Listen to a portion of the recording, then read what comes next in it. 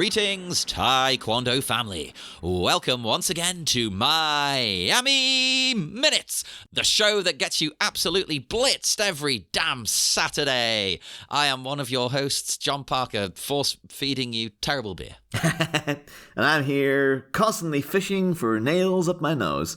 It's me, Niall McGowan. Imagine if you lost one. I mean, I've got material for later on, somewhat related to that. So yeah, we'll get there. But yeah, I'm excited because I don't, and I think I know. As soon as you said that, I was like, oh, I should have looked up what I assume you've looked up. Oh. But you know what? It's Miami. Yeah. I was going to say Miami Minutes. There, it's Miami Connection. I keep calling the movie Miami Minutes now. Yeah. I mean, in many ways, it's a better name, in some ways. But well, I actually looked up because I was sorting out. This is behind the scenes talk, people. One of my other podcasts, I was moving it to a new house, so I was looking stuff up, and I looked up this on YouTube. There is another podcast called Miami Minutes. Really? Whoa! Yeah, but it's from many, many years ago, and it's a Miami school. It's a high school pod. The kids put together a podcast called Miami Minutes. Bunch of losers. Let's get the host on our show. Yes, let's pretend they passed on the baton to us. We've been keeping Miami Minutes going. But what was their pitch though? So what was they? What they weren't covering Miami Connection one minute at a time. No, it was just about their school in Miami. Here's the on American TV they have a paper and things. Yeah, so it's like the minutes from a meeting kind of thing. Yeah. Right. Miami Minutes. Yeah. I mean, it's a snappy title, so I can't bite their head off too much for I was going to say stealing it. They came up with it first, but Yeah, but that's very different, totally different beast. I think we would have a debate because then for that purpose too, it's actually a good name for a show. I would now I'm in doubt. My instant urge was to be no, our show is much more deserving of the title because of what we're doing. But then there's no, that really works for that pitch of the show as well. Who deserves the title Miami Minutes more, dear listeners? There's only one way to find out. Fight! We should try to that'd be the sad thing though. You're this promising young journalist, and you bring him on, he's just the sad drunk or something now. The show never took off. We're the only sad drunks around here. Us and Jeff. Actually, no, Jeff and Yashito are doing all right in this scene. It's the other people. Well, that's actually, no, go ahead and introduce the minute. Cause you knew I was going to do it. Yeah. Yes, this is minute 56. The minute starts with pounding the puny pints, which aren't pints, and it ends with a titan in a terrific tank top. The thing is, this minute really does a bad job of setting these guys up as the bad guys, and particularly in contrast to the end of the minute for me personally, because it just kind of looks like everyone's out having a good time. There's no instance in this entire minute where you're oh my god, what a dive bar hellhole this must be with all these debaucherous, hideous people. It just kind of seems everyone seems they're all good friends and everyone's very friendly to each other. And it's just kind of got and then playing that tough guy, got good tunes on. And then to cut to Mark just sitting quietly reading by himself, and you're in the dark. Yeah, you're kind of I'd rather hang out with Jeff and Yashito, quite frankly. You know what I think the problem stems from? It's twofold. Number one, that we talked about last time, that this is an actual biker bar. So these guys have said, come in and shoot. And it's well, you can't make it look dingy and shit and like a hellhole, because it's well, you'd be disrespecting these guys who've let you into their club, right? Yeah. So you've got that, and also I don't know for sure, right? He didn't say this in the commentary or anything, but I get the impression that maybe YK Kim probably sees people partying and drinking and taking their tops off as oh well, that's bad. Yeah. That's a bad thing to do. I think this is the type of thing that my dad would think of oh yeah, there's ladies with their boobs out. Oh, how terrible! But it's it doesn't no one's making them do it. It's they're doing it they're having a good time. It's if they want to flash people and no one's harassing them. No one's going over and bothering them. Because actually, you're saying alluding to being a bunch of sad drunks. And at one point you do see a guy and a woman just sort of sitting hugging and stuff, and I found out to be that seems quite nice though, that maybe she's having a bad day, and this guy, you think he's a big tough guy biker, But maybe he has a heart of gold. Maybe this is like the Roadhouse in Twin Peaks for like all the bikers are like, no, they're all saints basically. Like, well, because like, okay, it's a bit odd, women just with their boobs out. It's a bit strange, but I'll say one thing: nobody's being particularly lecherous, even though these women have got the tops off. No, it seems like it's a natural. Maybe they've broken through to a new barrier of society. Yeah. That only seems odd to us because we've been given the gift of shame, John. And where people are like, oh, so repressed and buttoned down. It's like, no, these, aside from all the potential racism and whatnot they had in previous minutes, maybe they're living a freer life. They're like, yeah, boobs are hanging out. They were like, I'm sure they would have been the first people to be like, yeah, breastfeed in public. Go ahead and do it. Why would anyone have a problem with it? So, now that seems outrageous to me that someone would be like, would have a problem with that. You're like, well, it's a human function. Like, why would... But yet people still do complain about it. But these biker guys, these tough guys, they're way ahead of the curve. They're like, no, man. Let it all hang out. Let everything, let your freak flag fly. So. Yeah, I'm into it. They don't seem so bad now. I quite like... Then again, these guys, so far in the movie, these guys in particular haven't done anything. No. No, maybe they are okay. Maybe they just know Yashito as like, oh, that's that biker guy we know. Maybe they don't know he's a ninja drug dealer. Or maybe they do know, and that's why they're not messing with him. Yeah. That's why they've treated him extra nice, giving him cigarettes and stuff. Well, that was weird. Like, do you think they gives us Father Fenton Stack from last week, who gives him? But Yashito kind of has like just give me like there's no like, oh, can I bum one or anything. He's just sort of like, give me a cigarette. He has a kind Fenton smokes now. Yeah, as if this guy is like his caddy or something. He's just his cigarette caddy. Unless it's supposed to be, he does do a little symbol of like, putting the fingers up to his lips, like, smoke. But that seemed extra cheeky though, in a way. Like, he won't even talk to him. He just, he knows what I mean. Come on, give me the facts. Give me the facts. It's much more of a vibe of, yeah, give me a smoke right now. Although, because the sound is drowned up, the guy could have been like, do you want a smoke? Yeah. Offering one. And he's going, smoke? Yeah. Yeah, I'll take one. Yeah, that's nice. Thank you very much. But like, the implication is that like, Yashito might be a bit of a big swinging dick in this community because he's able to go in and snap. But it feels. And again, I also thought he was a bit feminine because doesn't the guy light it for him? Yeah. Which I thought was a bit like, oh. Maybe, the barriers are all breaking down, John. Maybe this is going to turn into a full-on free-for-all. Like, Yashito doesn't have any judgment about gender. And about, whether he's ultra-mask or ultra-femme. He's just like, no, I walk between worlds, But, well, that's the thing with bikers. Like, they always portray them in movies and stuff as, super manly, super straight. And it's like, I don't know, these guys always have a bit of a queer vibe to me. Like, they don't care. They do what they want. Oh, again, it's so synonymous with gay culture. Like, as we alluded to in previous episodes, like the leather daddy Marlon Brando in the Wild One look of this. Like, and then as you get a bit more metal as well, like, what's his name? Rob Halford in Judas Priest. He's kind of co-opted a biker thing, added some studs and stuff. It's the stereotypical gay leather look. That's remember for so many years. The only visual I ever had of Judas Priest was from the Breaking the Law video. Oh, yeah. And he's just wearing like a black suit in that. And that was the only video that I ever saw of, like, my entire childhood. Like, I'd heard the songs, but I'd never seen them. Were you shocked when you saw them? Someone was like, this is Judas Priest. Like, that's Judas Priest? Like, wow, he is way more just like, very homoerotic presenting than I anticipated. I thought he was just a guy in a suit, but no, he is they're very much, towing that line of like, it's leather daddy stuff. I love that he just did that, and nobody seemed to have a problem with it. No. Apparently nobody knew. I'm like, come on. And again, maybe this is judgmental YK Kim, but like, oh yeah, these kind of barriers have been broken down. This is supposed to be a bad thing. Maybe. But no, I'm all for these. Like I think what they desperately needed to do is have like scenes of people fighting in the background or people doing something horrible to the women, something like that, to indicate this is a hellhole. Yeah, grabbing at them, and like you see a guy outside puking, and that's what I would do. Totally. And I think the problem is that they hired real bikers, and if you ask them to do anything like that, it could potentially spiral out of control. So they're just act normally. And it just turned out like, yeah, they all seem like they're nice guys at the minute. So yeah.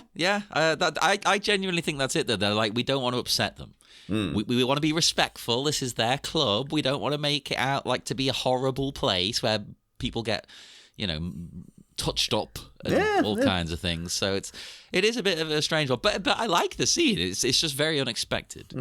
Oh, and also when he gives him the cigarette, they do have a bond, right? Because he gives him the cigarette and then they share like a bro moment. They have a little nod. What's this move called? No, where they clasp hands. I don't know what you call that. Oh, the thing I referred to it last week. I always called it the Tango and Cash. That was it, the Tango and Cash. I couldn't remember what you said. I love it. I could never think of a name for that, like until you said. I was always like, I don't know, broshake, I guess. I just always remember because I think it's like the ending moments of. Cause I think they do it a couple times in Tango and Cash, but then at the very end, it's like once they've saved Terry Hatcher and blown up the bad guy, and it's just Stallone and Kurt Russell being like, hey, you're all right, and then they do it. And there's like the sound of like mountains shattering and stuff because they're so goddamn masculine and stuff. Oh yeah. Yeah. Anyone? Cause I've never been a smoker. I hang out with not even many anymore now because most people I know who did smoke don't smoke anymore.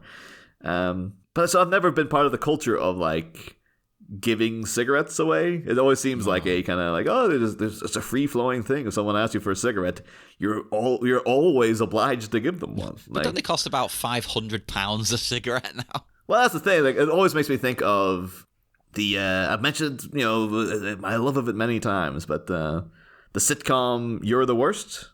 Which is the whole, like, if people haven't seen it, it's excellent. And it started my love affair with the actress Aya Cash. And like literally one of the opening scenes of it is her meeting. The whole thing's about basically like, oh, it's two people. They're both the worst. They're horrible, horrible people. And everyone says they shouldn't be together because they're so awful. And they're really, really horrible characters. But you like them because they're so kind of like beguiling to watch and stuff. Yeah, I think I'd like it. Yeah, no, it's a great show. And it's a comedy. So like they're not literally like, freaking, Nazis or something like that. Jesus, yeah. They're just kind of like, they're awful people in a comedic way. Okay, yeah, that might be stretching it if they were. Yeah. One of the first scenes where they meet, though, and an indication that the guy is a complete prick, is like, she's like, oh yeah, can I bum a cigarette? And he's just like, well, these are really expensive, And the look she gives him was of a kind of like, are you, like, the subtle facial expression of like, you're not actually going to be an asshole and not give me a cigarette, are you? And he has a kind of like, all right, okay. But it's a recurring joke throughout the whole show that every time someone asks him for a cigarette, he's like, well, these are really expensive, like, it's like, I'm not. These cost me money. Goddamn it! I think I would be the same way. Though, to be fair, because I'd be like, well, I bought these for me. Like, I'm not just, why would I give? Because people seem to just give them to complete strangers and stuff. Yeah, like, it's always like you're just outside of like a. When you are with smokers and you're like, okay, they're going to the smoking area, I'll go with them just so we can keep talking. A random will come up and ask for one, and they'll give them it, no questions asked. Oh, totally. And I've had people in the street, like, guys, they're a bit bedraggled and stuff. But they'll come up to you and be like, hey, mates, you got a ciggy? No, sorry, I don't smoke. Oh, fuck you then. Just like, storm off. You're like, all right. Why would they assume you've got one? I think it's just a desperation. There's like some random people someone's gonna have a cigarette on them. So. Yeah, but to get angry at you. I think maybe their thing is nobody smokes anymore. So goddamn it, I can't find anybody. There's a reason nobody smokes. It's gross, Yashito. Screw you. You're meant to be a fitness guy. You're a ninja. Or maybe he does have such a control over flames that he's like, no tar would ever taint my lung. I can like exhume it from my body through tantric meditation or something. Like, it just starts coming out of his flesh. Yeah, he's just like it. You just see him. It's like at the end of Fire Walk with Me when Bob goes into the Black Lodge and sort of shoots the blood out onto the floor through his hand. Just like you just see like all the tar from the cigarettes just like oozing out of his palm. It's like, yep, completely healthy. That's a good power to have. He is magical. We know that. We've seen his magic. I think, though, I don't know, because...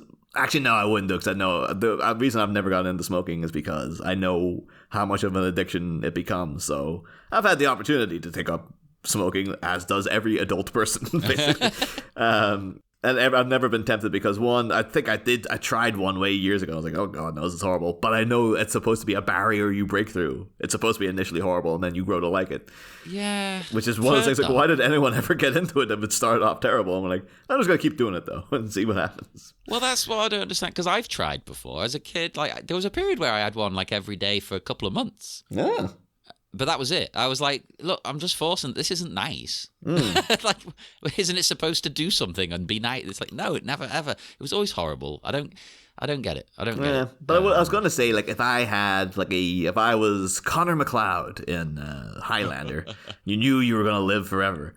I was like, oh, I might take up smoking just because it's like, well, you're not worried about your health. You're immortal, so why wouldn't you take it up? But then thinking about it for a split second, I'm like, nah, I just don't like the whole thing of us. Like, I know I would get very addicted and end up smoking 50 a day and stinking, your fingertips going all yellow. It's like, nah, it's just a habit. The smell doesn't help matters. Let's be honest, it's grim. Because my dad does this. My mom used to smoke.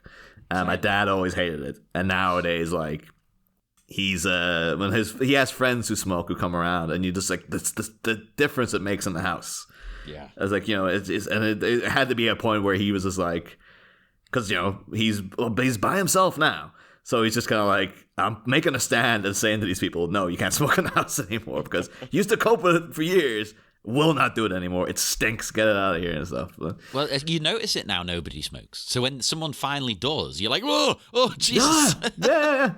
And probably it seems to. It's like, oh, back in the day when people smoked in bars, a la this scene. Yeah. You came home at night and you stank of smoke. It was just like, it's just what happens when you go out. And now if somebody smokes near you, if you go out to a smoking section and you come back in and then the next day your coat smells of smoke. Oh, it's the worst. You're like, what the hell is this? How can I get rid of it? It's like, that used to happen all the time though, like 15 years ago. But yeah. And that's something they haven't done in this scene as well, is, normally visually you'd make it quite dark and dingy and dank. The dank. And there'd be loads of smoke hanging, right? Yeah. But no, this is quite light and airy. There should be like a thing of maybe have the prissy yuppie couple come into the scene, and then they're like next to Yashito, like, oh, excuse me, sir, would you mind extinguishing that cigarette? And then Yashito like puts it out in one of their eyeballs or something. That'd be amazing. And then he goes to the bar and he's like, can I have a white wine spritzer? Exactly, yeah. And then it's just like all the bikers turn on them, and then like, it's like it becomes a full on Children of the Corn scenario where like they ain't getting out of here alive, man. But no, they should have come to us for advice. Except I was a little baby. So. They go into the future to listen to the show about their about their film, and then go back to the past, though. I'm sure even as a baby, I probably had some good ideas about plotting. So, they could have come to me anyway. But yeah, so like as it goes throughout, though, you do see little things like there's a lady. I guess I suppose you could interpret it as being like, sad, drunk, but she's kind of slumped down in the bar, but she just looks like a bit down. There's a guy probably with his arm around her. It doesn't look lecherous. It looks like they're a couple, and it looks like they're in a very sort of like a little tender moment. It's like that's a nice. It looks like a nice scene to me, but it's quite cute. It's like they're obviously like drunk, but in like a nice way, like they're just having a good time. And I tell you what, I love his hat. I have never seen this before. Like I'm a punk rocker, people, so I've worn a lot of clothes with holes in, but a hat is a new one to me. Yeah, it seems to defeat the purpose of a hat, quite frankly. Like it does, right? And that makes it punk as fuck, because it makes me think of I think Malcolm McLaren designed it. It was for sale in Vivienne Westwood's shop. They were like a duo, but I think it was his idea, where it was a raincoat, like a Mac, with no sleeves, and it's like, and it's see-through as well, and things like that. So it kind of defeats the entire purpose, because there's no sleeves, so you can get wet. Like literally any idea by Malcolm McLaren does. It's like it has a kind of like, oh god, no, it wasn't. I love it. I think it's fantastic. Was it Buffalo Girls or whatever that song? It's like, oh Jesus, man. Yeah, I'm not a big fan of that one. Didn't do it for me. Maybe you had to be there for that. The thing, like, I remember, like, Malcolm McLaren seems like a guy, like, he seems like an absolute asshole, but like, it wouldn't change him though. He's just like, you need people like that in the world to be utter dickheads, so you can be like, hey, that's the bad people, But not that he's a bad person. He's not a bad person. Well, he is a bad person. He's a bad person in that he's a dick, but he's not like a freaking neo-Nazi or anything. No, but he's not evil. He's just a dick. And it's not, it's not I don't say it's not bad to be a dick, but it's not the end of the world. Mm-hmm. Oh, someone's a bit of an arsehole. Who cares? That kid from Nanny McPhee did a great job playing him in that Danny Boyle Sex Pistols show. After this lovely couple as well, we see Jeff again. Oh, we'll just say about that guy's hat. I don't know if it's inspiration, but I remember in Clueless. It might have just been a thing of 90s culture, but I remember Donald Faison's character. He had a cap that had no, like, it wasn't a hole. It was just like, it was like one of those visors like a tax accountant would wear, but it was a cap. I used to have those as a kid, yeah. Yeah, and you wear them upside down also. Like, but again, it's just like, what is the point of it? It doesn't serve the function of a hat. Like, it's, and I guess it's just fashion, baby. But like, it's weird. I think you've got the feature of it keeping the sun out of your eyes, but without the feature of it keeping the sun off your head. That's what this guy's problem seems to be as well, because you can tell seeing through the hole, he's clearly going bald. And now it's just like, you're just going to have like a sunburnt hole in the center of your head. Like everything else is covered. But yeah, he'll have a weird sunburn, won't he? It'll be like an odd little patch. Yeah, because they call him like Dottie or something. It's like, hey, Dottie over there. Well, ever since going balding, I shave it so I don't look as bad as you know. I have found that I am very susceptible to sunburn. Yeah. Yeah. Like if it's the summer and I don't put sunscreen on, I will get a burnt head. That hair really helped. That's again like because I always people don't know me. I always do wear hats. And it's one of those things like, no, it's serves many functions. One, I like them. Two, protection from all sorts of weather. So wherever I'm out in the rain with my friends and they're like, oh, and I was like, the hat, baby, hat's covering all. I don't even know. You know, is it raining? I hadn't even noticed. You know what? I actually am surprised by that. In a good way, because I've been wearing a hat lately, like not all the time, but like a cap thing I've got, like a military cap. And whenever it's raining, just having that on makes a world of difference. Oh, totally. It's weird. It feels almost like you've got an umbrella, even though you just got a little hat. No, it's great. It's great. Like, literally, when I go out, it's like, oh my God, get ready for the rain. And when you got the hat on, you're like, this isn't that bad. It's like, I'm well protected here. Unless it's like, torrential downpour, then like there's just no getting around that. But the one thing that seems like they're trying to make it seem like this is a horrible place, there's this one kind of like, sort of like a vagrant kind of looking guy. Oh, yeah, right, that guy. Doesn't he just genuinely seem like he's pissed? Like he's just drunk off his nut? But he also seems like he's a homeless guy. Like he has it's the beard. He does look bedraggled. Much like that guy who asked me, I don't know why I'm saying bedraggled so much this episode, but let's just say shit-faced. Yeah, but but the thing is though, in my mind, then I ended up in like, because he's over there able to pay for the beer and stuff. I was like, maybe it's like, oh, this is some, like, some guy that the biker gang have abducted, and they're keeping him, they've been kicking the crap out of him and keeping him around, but like, as soon as they go to the bike, oh no, you can have a beer and stuff, like, and he's just there now, like, yeah, I'll have a Budweiser, thanks. Like, well, if you abduct someone, you look after them, that's the rule, right? Oh, they might be going for like a Patty Hearst situation, you never know. Like, he'll end up he'll earn his leather cap. Like, maybe you have to start off with the denim cap with a hole in it, then you fill the hole, and then you upgrade to a leather cap. So you work your way up, and then you get a Colorado Outward Bound school cap. That's when you're the boss. But where would because a lot of bandanas too. Are they like rudimentary guys or like? Yeah, they must be, right. They must be. That's how you begin. Yeah. It's like, bandana's not real headgear. Then you get your whole cap. Then you get your full cap. Then you get the cap, baby. Oh yeah. And then when you're like Yashito, he's like, I don't even need one. Is that cool? He's transcended the cap. Oh, totally. It's like, belts, black belt, what it was means nothing to me. I'm a clear belt. You can't even see what I'm wearing. I like that. It's like, it's invisible because it's irrelevant. Yeah. I did note, though, there's a weird shot, though, because this old woman just have their boobs out. It's not a flashing scenario. They're just, the boobs are just out. It's like, it's hot out. Screw it. I'm taking these babies, up for some air here, you know? Yeah, I mean, women I know with large chests do say they can get a bit sweaty underneath. Oh, totally. Yeah. You know, on a hot day, you have to go under there with a tissue, wipe away wipe away the sweat and stuff. So, but I get it. That's not a bad thing as well. But there's the odd shot of because every time it takes me is like 35 seconds. I'm paused on that right now, not for pervy reasons. But I keep thinking that, like, because of the way the cup is situated underneath, as if she's been, like, expressing her milk into the cup. She drinks that much beer, it comes out of her tits. Yeah, maybe it's a thing they're just into. Like, that was a distinct visual reference I remember from Eurotrash. People, non-European listeners might not be familiar with Eurotrash, but when people of me and John's age... when you were starved for, any kind of titillation, the one show that had boobs in it was a terrible show called Eurotrash that aired on Terrible Channel. but brilliant.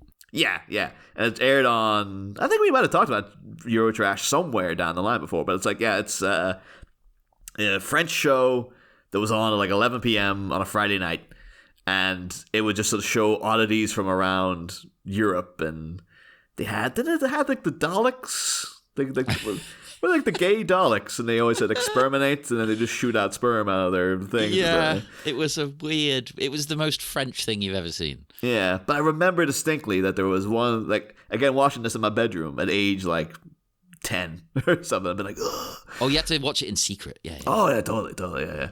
But I remember like some movie of like a little kid had fallen in love with like this lady. And he was like 12 or whatever, but him standing in the field and her up on a horse. And she whipped out her boob and squeezed it, and the milk sprayed out into his mouth. And this is supposed to be like an erotic scene. Oh. And back then you're like, oh, boob. And it's only like years later I'm like, what was this movie? This sounds sick. What the hell's happening? Hey, you know what? If people enjoy that, they enjoy that. I'm not gonna. It's more the fact that the kid was a kid. That was my more. That's a bit weird. Yeah. But again, getting into it was French. You're in your Luc Besson territory, or your City of Lost Children, kind of like. We assume the French are up to all kinds of things, and that show proved that it's true. Yeah. Maybe we find out why the English hate the French. It's like, you never see some of the sick crap they're up to over there. Jesus Christ. Yeah, just watch Eurotrash, goddammit. That's why we put it on so late. Oh, God. No, but it is fascinating that they're just kind of, the tits are out. Why? Yeah. No reason, really. I mean, because, okay, she's like kissing a guy, but it's not particularly like, they're not really getting down to it. She's just like, have a look at these. It feels like, yeah. She has a good pair, to be fair. Not that we want to objectify people, but, this first woman here, yeah. I mean, it feels like this should be more of a, like, Jabba the Hutt scenario, whereas, like, she's there with the guy, and he's, like, making her do it or something. Dance for me, baby. It turns out, we call Lilu, or like the lady? No, that's Fifth Element. That's Fifth Element, yeah. Luc Besson's on the brain. But, the Twi'lek that Jabba has dancing for him, and then, knocks her into the Rancor Maybe pit. It is with an L, isn't it? It's It's not Lilu, but it's something like... It might actually be Lilu. I don't know. Maybe I coincidentally hit it on the head there. But let's see. Ula. Well, I had an L in there. That was close, I think. Yeah, Ula. But yeah, but this feels like that was all consensual. There's women out just, letting no bras, freeing themselves from these woolen shackles, Yeah, it's actually a feminist biker gang. Yeah, totally. Yeah, you go, Yashito meets them with the head, and it's like, no, it's a lady or something, But yeah, that'll be quite cool. Actually, that'd be a bit different. But I believe we saw Barb there interacting with them in the previous minute. It's just I kind of want to believe that there's good in these bikers, even though from what we've observed on their t-shirts. Probably not, but still. Yeah, probably. That could just be the one guy. And maybe they are, maybe he just thinks he's funny and he's being an edgelord, which doesn't mean he's okay, but deliberately being a prick is a bit different to genuinely being a prick. Yeah. Trying to go out your way to be shocking. Okay, it's a jerk move and nobody likes you, but it doesn't necessarily mean you actually are a bad person. You're just an idiot. Well, in that same vein, I did observe You do get a cap in the background of a guy. We get 2 caps in succession. Like there's a shot of the bar with Yashito, and the lady comes over again with the boobs out, and him and Jeff are kind of going into like a hey kind of scenario. Yeah. On the end of the bar, there's a guy there who looks like he's got like an eagle cap with a skull in the center, which is just very like America, kind of that vibe there. But the guy next to him has a K92 FM cap. And I was like, oh, what do you presumably it's a Floridian station. We're going to go listen to it right after this. Well, that's the thing. That as soon as I Googled it, and you're like, oh, I have high hopes for these people, and then you don't want to make them into stereotypes. But it just said, like, K92 FM is a commercial FM radio station in Orlando, Florida. It broadcasts the country music radio formats. So it's like, so it's a country station. So we're gonna get the vibe like, they're good old boys. Kind of like, it's falling into again sort of certain tropes and stuff. And I was like, well, biker country guys. Potentially there's not, Yashito's the only not white guy in the bar. It's like, I don't know about that. Yeah, I'm feeling a bit dodgy now. Yeah, the brand is still going though. The WWKA. Well, we're gonna check it out. We're gonna play it. Listeners, pause this. Go listen now. This transmitter tower is in Bithlow off Fort Christmas Road. It's like Christmas Road. Fort Christmas Road. Yeah. That's cool. I like that. Yeah. Then again, I met someone called Christmas. Was it Lloyd Christmas from? Was it Dr. Christmas Jones from? What was the Bond movie? One of the Bonds, yeah. What was it? Denise Richards. What was the one? The World Is Not Enough. That's it. That's the one. Yeah. The Brosnan ones, other than GoldenEye, all just merged together in my head. I don't know. You've got GoldenEye, and then you've got the other ones. I was listening to something the other day, and they're saying the rumor is now, and it's always the rumor, so I don't know. It might have been I think a lot of media entertainment, like news programs, are starved recently because like of the strikes. They got no.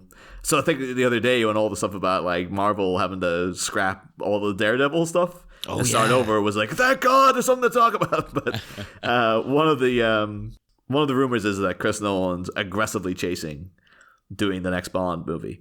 I think it would work with him. Yeah. But the thing is though, and I think he's been chasing Bond for a while. And for whatever reason, they're not giving it to him, which is insane because like it's Chris Nolan, just let him do Bond. But I remember the person talking about it, I was like, I don't know, Chris Nolan would be a good fit for Bond because it really suit his style. I was like, the guy's been making James Bond films the whole friggin' time. If you look at it, like it's the friggin' the like ski stuff in Inception is literally from On Her Majesty's Secret Service. He just swiped it wholesale. Like it's he very much fits what's been going on with Bond lately. Is like Daniel Craig movies. Oh, 100%. They feel like they could be a Nolan film. But and again, I say all this stuff. I'm not a Bond fan. I've just picked this up from cultural osmosis. Could be the name of a Bond girl right there. Dr. Cultural Osmosis. But it's not sexy enough, I guess. Well, Christmas Jones isn't particularly sexy. No, that's true. I know it's supposed to. It's a play on. It's not really though, is it? Yeah, but I always remember in The World Is Not Enough. And then when The Dark Knight Rises came out, people don't listen to the Batman at our other show. They have a recurring joke about noted hack Chris Nolan. But one of the things is because he rips so many things off from other movies. Mm-hmm. And I remember the whole thing with Bane is like, he doesn't feel pain because he's got this, constant mask on. So like you can't hurt him. Like no matter what you do to Bane in that movie, he's like, no, he's on constant painkillers. So he's impervious to pain. And I was like, that's Robert Carlyle's character in The World Is Not Enough. It's the same bald bad guy who's like super strong because he can't feel pain and stuff. Like, is it him who's got the bullet in his brain? That's him. Yeah. So can't feel pain due to a previous injury. Another extrapolation, whatever happened to Bane in the pit. Now he has to wear this mask all the time that's feeding him painkillers constantly. It's just like. It's noted hack Crystal. Again, that whole thing for the Bonner Magic Secret Service. He just swiped it for Inception. It's like, he is a noted hack. God damn it! But we originally said it as a joke, and now we mean it. He's a guy just rips things off. Like it was something. And I say he'll say it's an homage. Of course, like Tarantino. Yeah, but there was something new in recent months as well. And all the Oppenheimer stuff was coming out. Oh no, it was because of we must have been mentioning on Batman, but someone, Maggie Mae Fish, the YouTube sort of a cultural movie critic and stuff. Yeah. She was doing a deep dive on Dirty Harry. And she read the back of the Dirty Harry VHS from way back in the day. And it was all this stuff like, Dirty Harry isn't the hero that we deserve, but he's the one we need right now. And she's like, did Chris Nolan steal this from the Dirty Harry box? Like, yes, he probably did, goddammit. He's a thief. Yeah. Unlike this movie, which is totally original. And I don't say that as a joke. It is actually pretty original. Oh, yeah. So unless there are many other the ninja biker eradication of violence through orphanage brother love movies out there. There's plenty of 80s ninja movies, but that's about it.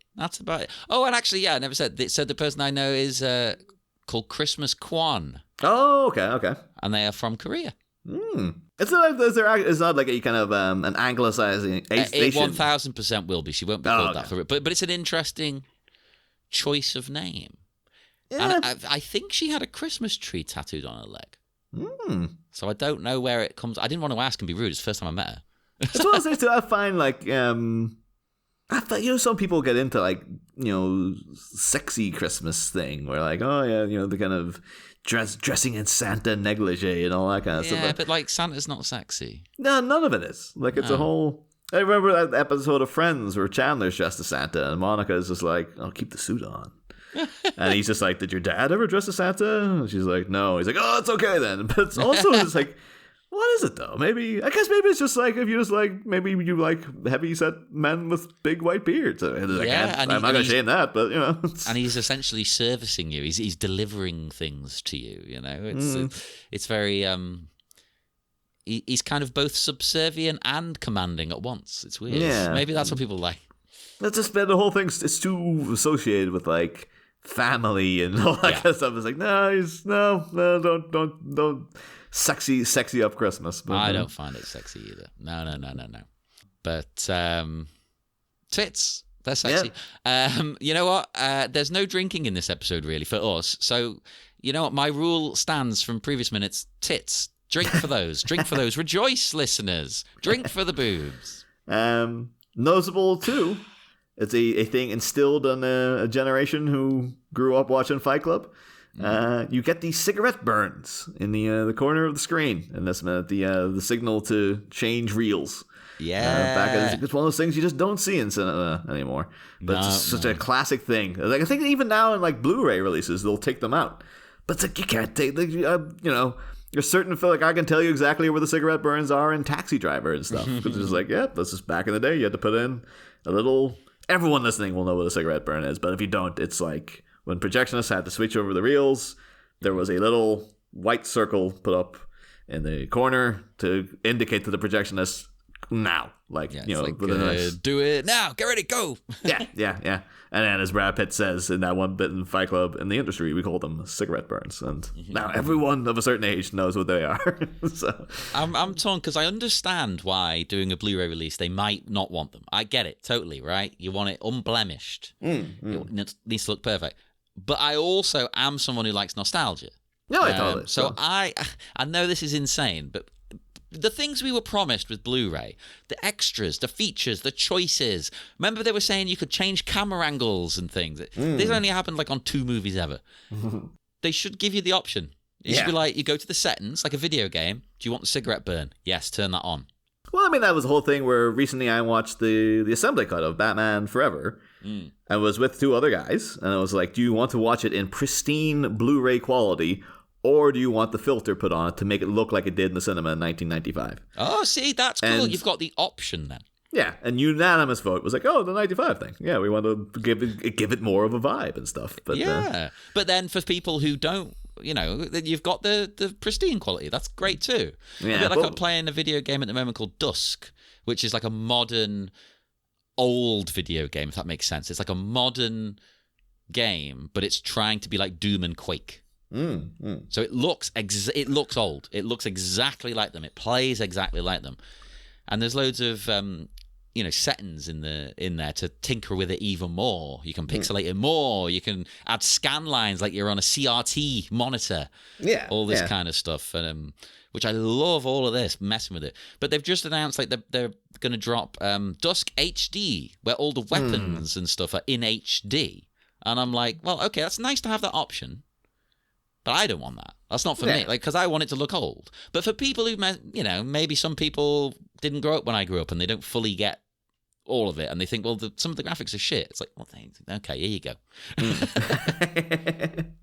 I don't know if it's the so I remember going to see a screening of The Lost Boys, another Joel Schumacher movie, actually. But I almost watched that the other day, actually, but I chose Bill and Ted 3. Lost Boys, you know, it was good. It's a good choice. But it was at that, remember, Video Odyssey, which is still going. Like the place in Liverpool where the guy's like, yeah, it's like the last VHS video store in Liverpool. It's still going. Yeah, because we had a whole thing with him. Remember, he was going to do screenings of Batman, and then I was in talks with him to like do something with the show. And then I think he just stopped doing the stuff for a while. And then I remember Neil Brown. He took my fucking money. Yeah, he built people out of a lot of, you know, people bought tickets for stuff. And then Neil Brown had to like cancel a trip up to Liverpool he was planning and stuff because he was going to like, oh, I'll come up to see that. But I remember, but found out recently, they're still doing stuff. It's like, oh, so you just blanked me again. He's just like, oh, no, but whatever. But I remember watching, like, oh no, come see Lost Boys on VHS the way it was intended back. And then you sit and watch it, like, oh, it does look like trash though. Like it's awful. Like it's not a good VHS quality. It's like, but no, this is the way you would have watched it back in the day. It's like maybe you would have. I took care of my videos, so I think you'll find. Well, that's the thing, yeah. Like back then, there was a big difference between like just different tapes. So I like that you've got all these settings to be like, no, I want that. I don't want this. But then you'll get people arguing, well, this is the definitive one. Like, I don't care, because again, we didn't care back then. That's all we had. Yeah. If your tape was shit, that was what you had. It was shit. Great. You didn't have an option. But again, I know that they've done, you know, going back to Batman, that 4K restoration for Mask of the Phantasm that came out recently. I know one person who bought it, and he's like, oh, it's great though, but you can see like scratches from the original prints and stuff. They make it look like, it looks like it's literally taken from the original negative of the film. So it's all it looked like back in 93, but just like, you know, cleaner or whatever. Awesome. So he's just like, yeah, but still, like, look, you can see, you know, the imperfections of the film. Like, they're trying to make, you know, it's preserving what it was. They're not like trying to bastardize it into like a digitally remastered version. It's like, no, it's a spruced up, you know, perfected version of what it was back then. And you're like, okay, yeah, I'm on board for it. So again, what basically, long story short, is like, keep the cigarette burns in these things because they're part of the movie. You know, you see that, you grow up with them knowing, I know where the cigarette burn is because that's, you know, it's, but you take it out, it's always a little bit of like, it used to be a thing there. But yeah, I like stuff like that, but I also get why kids might not, you know, so.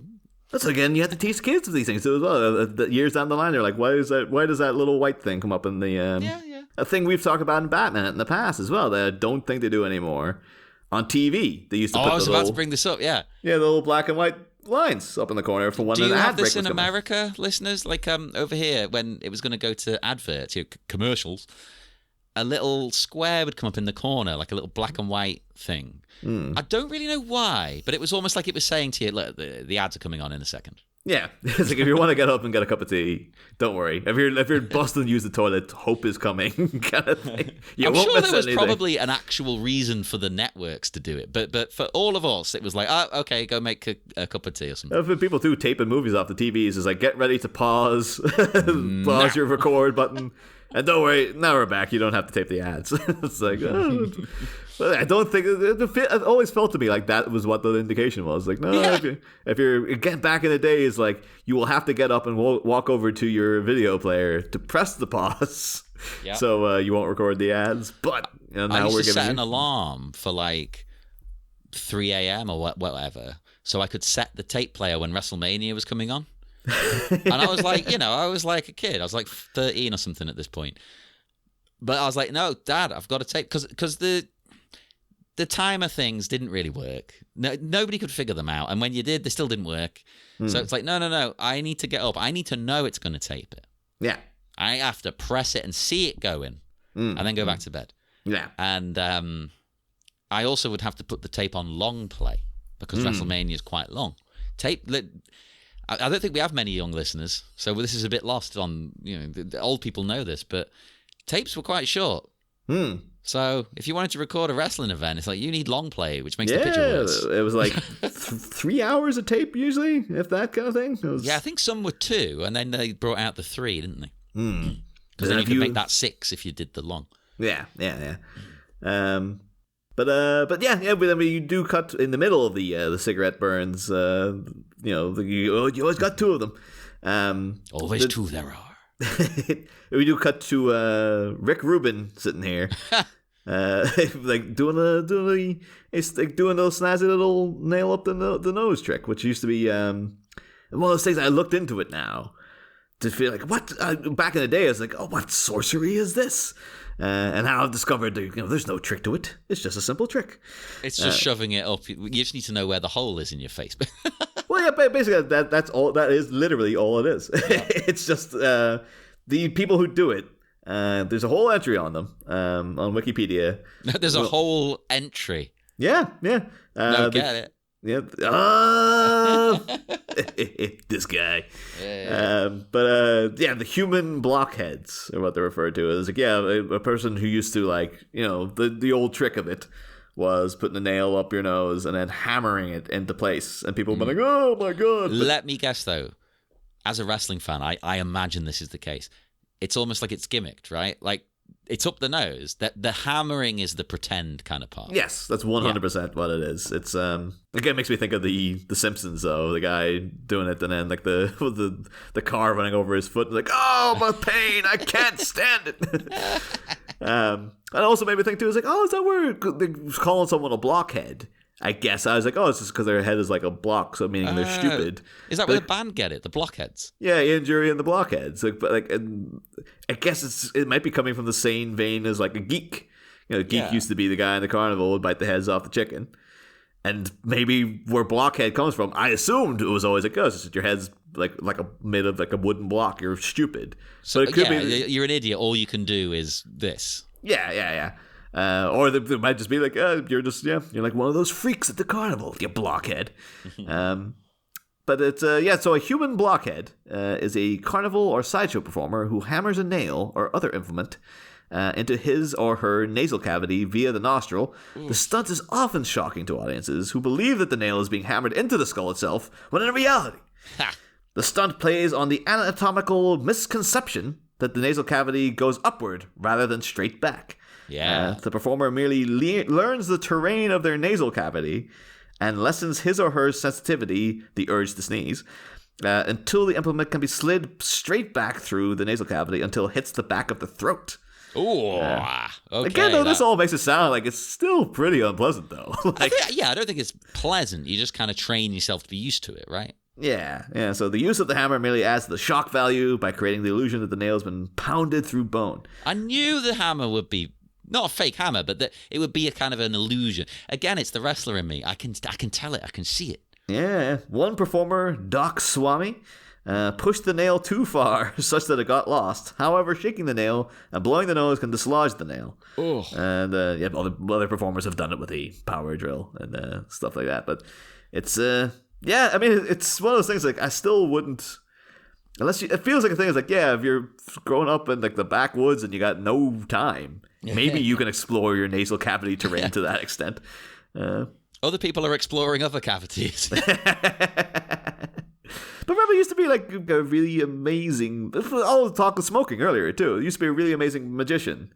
Yeah. What was his name? I'll have to look him up. Who did a whole thing where he'd do all that with cigarettes, but he'd put the cigarette through like lit cigarettes in through his ear, and they'd come out his mouth, or they'd put them up his nose. Yeah. And then you'd do it where you'd be like sitting shuffling cards, and he'd have like 5 cigarettes in his mouth, and he'd flick them back into his mouth, and they'd come out his ear, and all like it was crazy stuff. Oh, what was that again? Yeah, I remember this. What was it? 'Cause I remember too seeing like they did a countdown of cigarette nose, maybe cigarettes in mouth. Maybe it's that guy. Oh, Tom Mullica. You call him smoking. That's him. Yep. Yeah. It's but remember, like, I've seen him interviewed about it because on like a countdown of like 100 greatest magicians or whatever, and it was like, oh, how do you do all that without being in horrific pain? And he's like, I am in horrific pain when I do it. It's very, very painful, but it's part of the trick. Yeah, you just get used to it. You're just like, all right, okay, it's gonna hurt, but fuck it. There's no trick to it. It's just a simple trick. I don't think I could do it though, right? But I don't know. I don't know much about anatomy. I'm not a good student back in the day. But I have very bad sinuses. Is it connected to the sinuses? I imagine so. But this is all well and good for this guy to do it with a nail up the nose. But going in through the ear and stuff like that, that's not part of the same. Like, you've got an eardrum you have to get past. So. It's all connected, though. I think you just need to find where the different hole is. Because obviously, if you just go straight down, you'll burst your eardrum. But I think there's other... Because, like, whenever I have nose problems and stuff with my sinuses, it fucks up my hearing.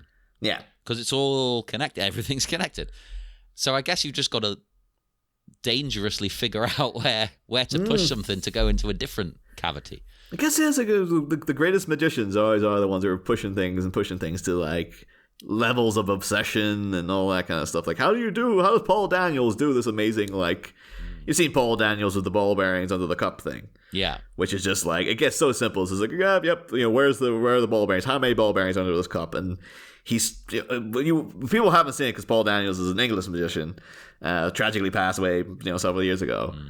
But if you watch him just doing ball in a cup trick, it's like the greatest thing you've ever seen. He's just so, and it's all so natural to him. But that's done from like obsessive years of honing the trick. 100%, and so then it'd be like, this guy's like, what if I were to put a lit cigarette in through my ear and eject it out my nose, and then to not do that, but to do it with like 8 cigarettes in my mouth at any given 12 cigarettes in my mouth at any given time, and to just have it going back and forth, and I'm gonna keep doing this until it works, even though I'm gonna end up with permanent scarring inside my head from burning myself so much. That would make it easier for the next time, though, because it'd be less sensitive, right? That's all it feels too. It's like, this guy's bad. He's like, well, apparently he is dead. I've just seen now. Tom Blaine. He's set on fire. No.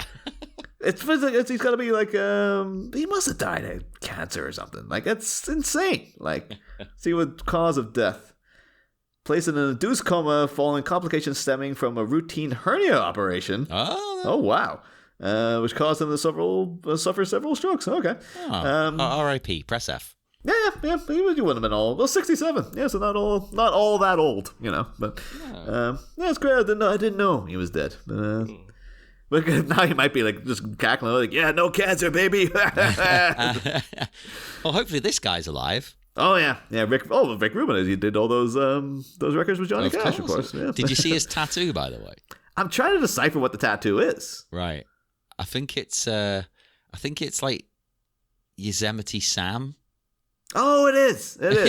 Yeah, totally. Oh, no, it is. For some reason, I was like, yeah, it looks like Darth Vader, but like bent over with a red cape and he's showing someone his ass or something. It's like, no, it's 100% his Yosemite Sam. So. I love it. I tell you what, as a kid, though, because, again, being English, I'd never heard of Yosemite. I didn't know what that meant. So I always thought he was... I mean, I still didn't know what this meant, but I was like, okay, yeah, Yosemite. Yosemite Sam. Yeah, and I was like, yeah, Yosemite. That must be like a place or something, That's one of there's so many of those little things. Like, yeah, and then years later you hear of the place Yosemite. You're like, oh, like the guy. Oh, okay. That's what it is. It's like the whole thing with what we call Yogi Berra. Wait, you're going to blow my mind here, aren't you? What? Because there's a what was it? He was like it was a baseball player called Yogi Berra. No. Yeah, and the name Yogi. That's the reason he's called Yogi Bear is it's a play on Yogi Berra. What? I'll be honest. I always assumed it was a yogi, like an Indian thing. No, like you would as well. But I guess he's not as zen as the average bear. He's just smarter than the average bear. That'd be a great character to introduce to this series, though. This guy's really zen. Yeah, he probably could have used some cop. Maybe he wouldn't have been following that impulse to steal all the time, But I wonder if they have that. I don't think the Buddha taught you to steal. Steal hearts, maybe. But that's one of they'll just again. I'll quickly wiki Yogi Bear. Just to make sure, but it's definitely a play on Yogi Berra. But I don't know if they. Wiki. if they had a thing where they're just like, they're just like, why did they think, like someone was there, it's like, we'll make him a bear. It'll be funny. We called him that. Probably is just that. It's a yoga personality is based on the popular celebrity of the time, Art Carney's Ed Norton character on The Honeymooners. The yogi's name was similar to that of contemporary baseball star Yogi Berra, who is known for his amusing quotes such as "Half the lies they tell about me aren't true." And he was known for stealing picnic baskets. Berra sued Hanna-Barbera for defamation, but their management claimed the similarity was just coincidence. Berra withdrew his suit, but the defense was considered implausible. So basically, they got away with it. Yeah. Everybody knows that they did steal it, really. Because what's that now? If you're already a celebrity and then they bring out a cartoon and that cartoon gets big, and you're like, but kind of like maybe people are watching it because they think it's to do with me somehow. Yeah. You would feel maybe you would be maybe you're owed a slice of that pie. Of been like, well, it's like you've basically named your character after me. Like, how do I know people aren't tuning in because of that? Like they're thinking, no, this is something to do with. Question. Yeah, so maybe he was in his full right to go and to interrogate the Yogi Bear people. But, well, especially because again, it sounds like it was well accepted that they did steal his name. Yeah, and they just got like a technicality or something to, because they're rich, they can get away with things. Not that a baseball player's not rich. I'm sure he was very well off. But household name baseball player back in the day. Like, yeah, I'm sure he was absolutely minted. But, well, in comparison to me. The only other thing I'll say about this guy is, I'm going to ask, have you ever seen a sort of freak show? No. Not that I can recall. Not in live action, no. Oh, see, I have. 5 times. 5 times? Because 5 times I have seen the Circus of Horrors. No, the same freak? It's a whole team of people. It's a whole team. In fact, the leader just died earlier this year, unfortunately. But they're carrying it on, which is what he would have wanted, to be fair. He was doing it for like 30 years or something.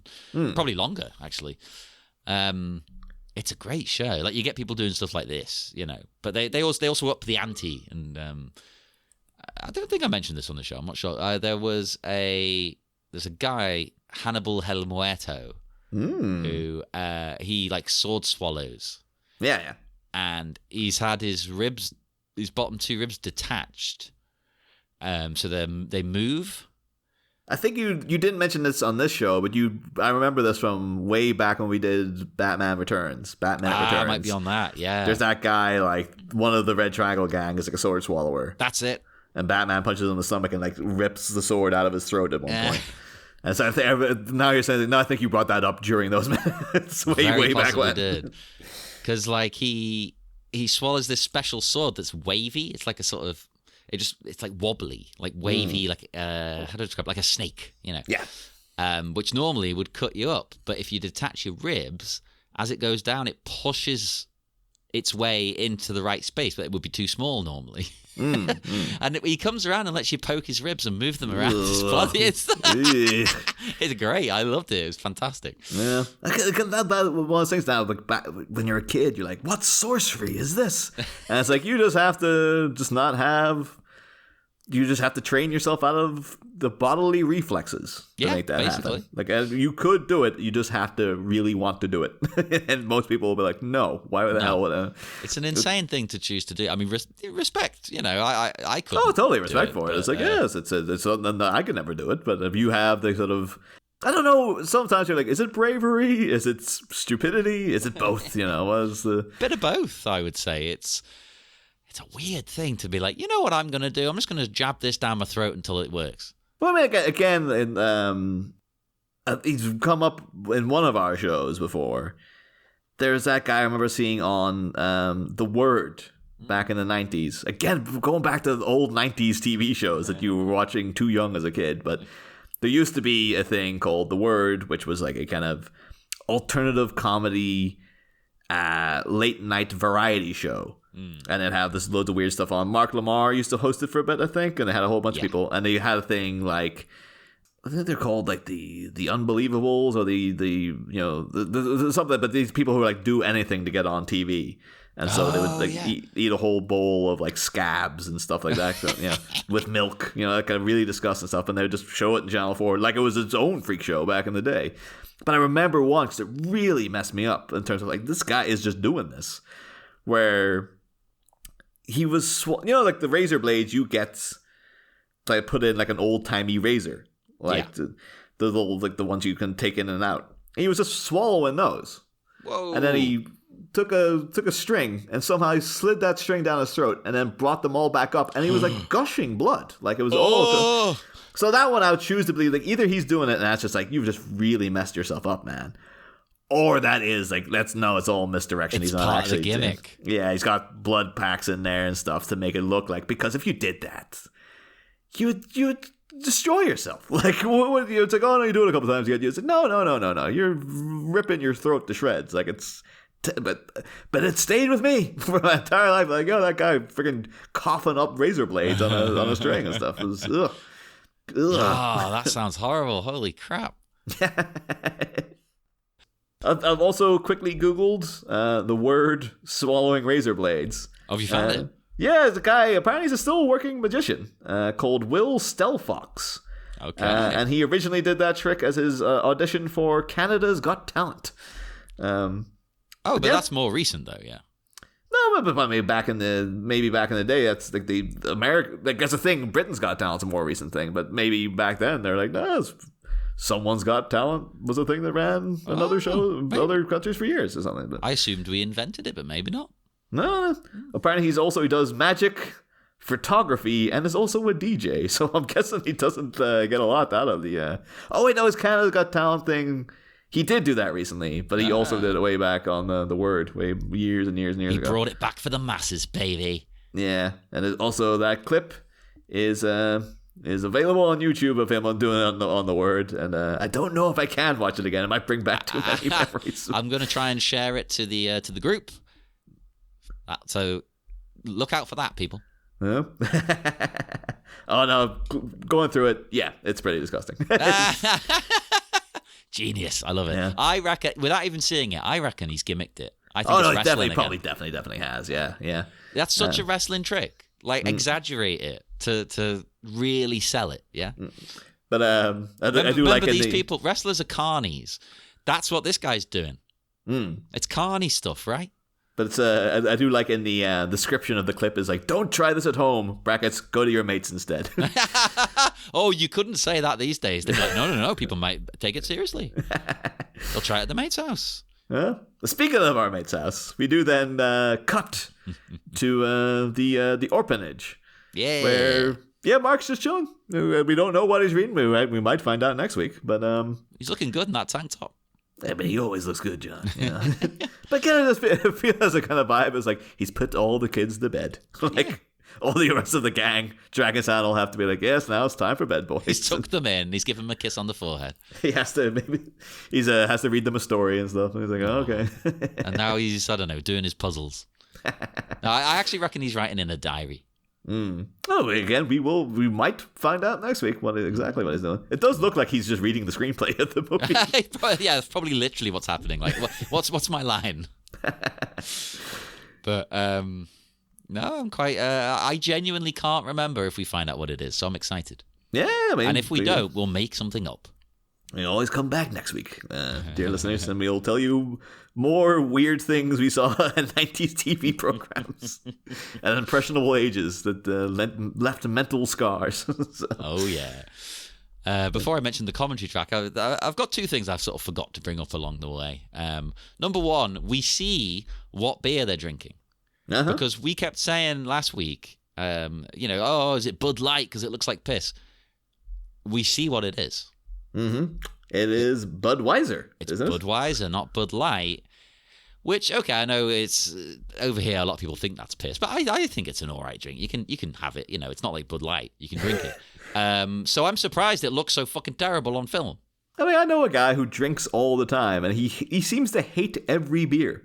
No matter what beer if you bring up Budweiser, it's like, what the fuck are you drinking that piss for?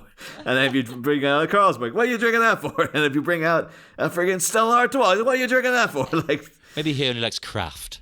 Well, no. He's a rampant alcoholic, but he seems to be like, no, it's just on balls of gin these days, and then he'll drink whatever beer you give him, but he won't like it. He'll begrudgingly like, this is full. Well, I ain't drinking this for the taste. It's like, well, some beers are just genuinely very nice, you know. Yeah, I enjoy them. I'm amazed that the bud looks so bad. I'm assuming it's just the 80s film stock then. But that's a tiny can as well. That's disgraceful. Yeah, I mean, it's America. It's a messed up country in so many ways. Weirdos.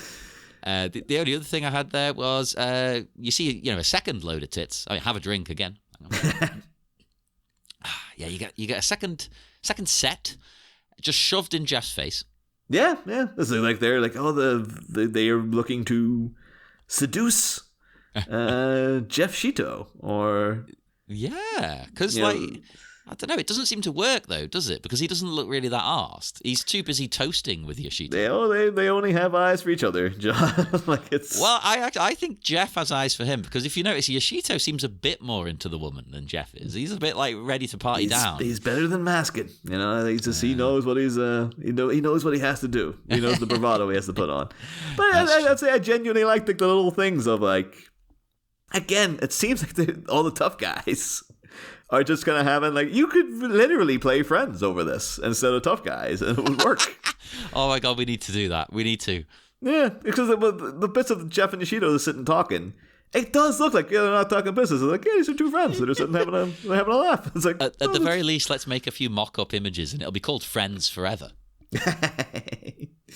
And then you got Mark sitting alone, Oh, no friends. Now, in the commentary track, there's not much, but it does reveal that all of the bikers, the real bikers, they came to the premiere of the movie. I was like, for what that's worth. They were the only people at the premiere of the movie. Well, he doesn't specify if it's like actually like paying. I assume it's like a private screening, so it doesn't actually contribute to anything. But I don't know. He didn't say. Yeah, it could be. That's why it didn't have any success. It's like, people were scared away about all these bikers hanging out outside. So like, he said they did turn up on the bikes. Yeah. So there you go. They trashed the cinema. I was like, you couldn't show anything for the next couple of weeks. Like, that's why your film flopped. Finally, it's been uncovered. The real reason this movie didn't do well. Yeah. It's like every day YK Kim wakes up in cold sweats. I'm like, why did I hire that goddamn biker guy?